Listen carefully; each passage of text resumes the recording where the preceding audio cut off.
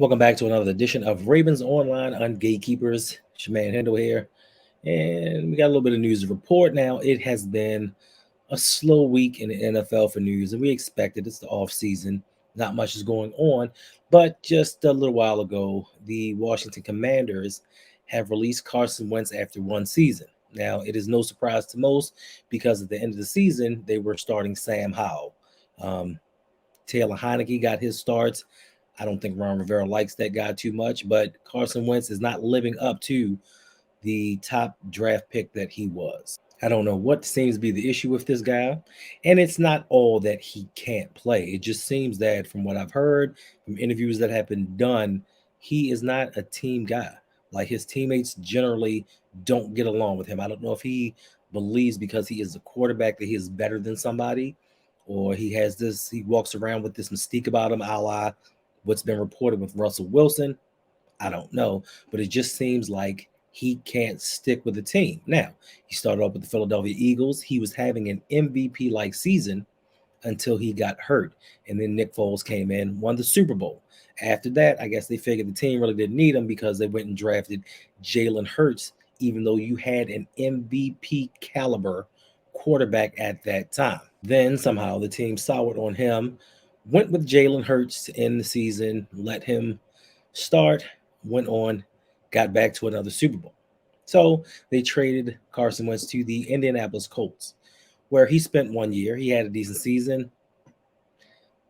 I guess he just, once again, didn't, or I guess his teammates just didn't take a liking to him, or he just couldn't command the locker room. He didn't get that respect. It's puzzling because Frank Reich was the head coach, and he was also the offensive coordinator in Indianapolis. So you would think that they had a very good relationship, a good rapport, but he still got traded anyway. Then Carson ends up in Washington with the Redskins, Commanders, football team, whatever you want to call them, fake Seminoles, because FSU was the only real one. But he ended up there where he had 1,755 yards passing, 11 touchdowns, 9 interceptions. Now, as a number overall 2 draft pick, he's more Ryan Leaf than he is Peyton Manning. And once again, that Washington offense did not lack for talent. They had 4 running backs that they started. They had Scary Terry, Jahan Dotson, and the guy from Carolina. I keep forgetting his name, but every time somebody brings him up, I'm like, he's still in the NFL. Curtis Samuel. They had Curtis Samuel. So their offense was not lacking. And they had a very strong defense that could carry a team to the playoffs. But Carson Wentz just was not getting that job done. So now he is released. His future is unknown. But I'm sure as a white quarterback in the NFL, no matter how bad you are, you will find a team to be a backup for. Also, in a cap-cutting move, the Commanders have released free safety cornerback Bobby MCcain, former Dolphin. I think he tried out for the Ravens one time, made the practice squad. I'm not sure. Might have been a former Raven. Played cornerback, so it's more than likely possible. But they released him in a cost-cutting move, trying to get under cap. Are they trying to make a move for a quarterback? Best not be trying to make a move for my quarterback. I know that much. There are 32 NFL teams in the National Football League. I am fine with Lamar Jackson going to 30 of them for the most part. But if there is one team that I cannot follow Lamar to, I will not follow Lamar to, that is Washington. That is the District of Columbia, where I can't do it. It's just something inside me that won't let me follow through and follow my man. So Washington, whatever you're doing, whatever money you're trying to save, I don't know. Leave my quarterback alone. Keep my quarterback's name out your mouth. That's all I gotta say. Let that breathe. There's so many other quarterbacks that y'all could sign, trade for, draft. Listen, do your thing. Trade for the number 1 pick. Speaking of, the Chicago Bears have been rumored to be in the market to trade the number 1 overall pick, being that they have Justin Fields. Now, I know Poles is the general manager. He didn't draft Ryan Fields, and he may not feel as comfortable with him and want a quarterback in his own mold that he wants to kind of mortgage his future on. But if you look at the success that Justin Fields had without starting wide receivers, because Mooney, listen, we were high on him 2 years ago, but he is not a starting caliber wide receiver. He may be a very good number 3 that was thrust into a certain role. I don't know. Chase Claypool was never a believer in him. He's another Miles Boykin, and that's why the Steelers let him go. But Justin Fields literally had nothing around him. He turned Cole Kmet into a Pro Bowler.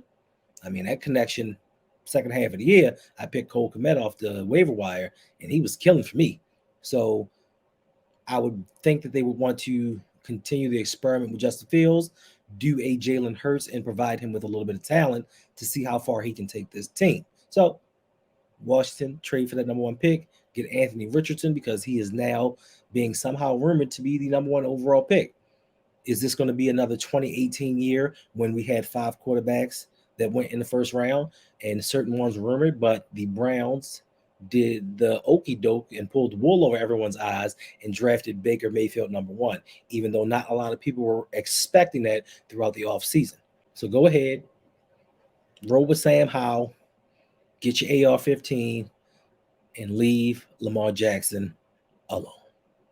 And in some other news that I found very, very interesting, the NFL is going to start fining teams for combine interviews with kind of oddball, off-the-wall, disrespectful questions that they may have, because over the years, you've had prospects come and say, listen, there have been certain teams, execs, just personnel asking them questions that didn't make sense about sexual orientation, about their parents. I know that someone asked Des Bryant, was his mother a prostitute? I mean, they just were pretty disrespectful. So the NFL now has jumped in and said, listen, regardless of the situation, regardless of what you want to know about a person, if you cannot be professional, if you cannot give that person that you are interviewing the respect that they deserve, we are going to fine you $350,000. And we're going to take away a draft pick, which can be no later than the 3rd round. So it's going to be a pretty substantial fine, if you ask me. Is it going to change anything? It may or may not. There are still going to be those a-holes, those racists, those people that just want to kind of confine people to a box and ask just oddball questions, because sometimes they try to test a person's resolve. They want to see if I catch them off guard. Are they going to be shook, or are they going to actually be able to handle themselves under pressure? I get that part, but there are other ways that you can do that without being disrespectful. So going forward, we'll see how this goes. But to me, the combine is a meat market anyway. It is a advanced, common, modern day form of slavery and such, where they put people on display and then they vote on them or they bid for them, however you want to put it. So that's the news for this week up until today.